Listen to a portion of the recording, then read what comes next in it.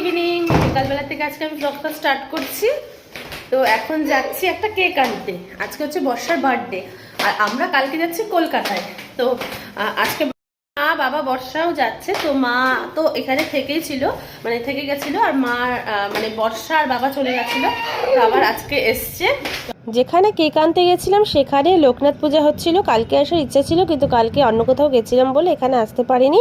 তো আজকে দেখা হয়ে গেল, আর এখান থেকে আমাদের কেকও নেওয়া হয়ে গেল। আর বাবি গেছে বাবার সাথে, দেখো, অনেক চকলেটস কিনতে। তোর কেনাও হয়ে গেছে। আর যার জন্য এত তাড়াতাড়ি বেরিয়েছে বৃষ্টি আসবে বলে, সেটাই আমাদের পিছু ধরে নিল। আর এদিকে ট্রেন যাচ্ছিল, খুব ভালো লাগছিল দেখতে। তারপরে দোকানে চলে এসেছি, কিছু জিনিস নেওয়ার ছিল। তারপরে বাড়িতে এসে যে বর্ষা এখন কেক কাটবে, আর মা ওকে লুচি আর পায়েস করে দিয়েছিল, আর বেশি কিছু করা হয়নি। বর্ষাকে সকালে আসতে বলেছিলাম, কিন্তু কাজ ছিল বলে আসতে পারিনি। সকালে আসলে অনেক কিছুই আমরা অ্যারেঞ্জ করতাম। তাহলে চলো, আজকের মতো টাটা।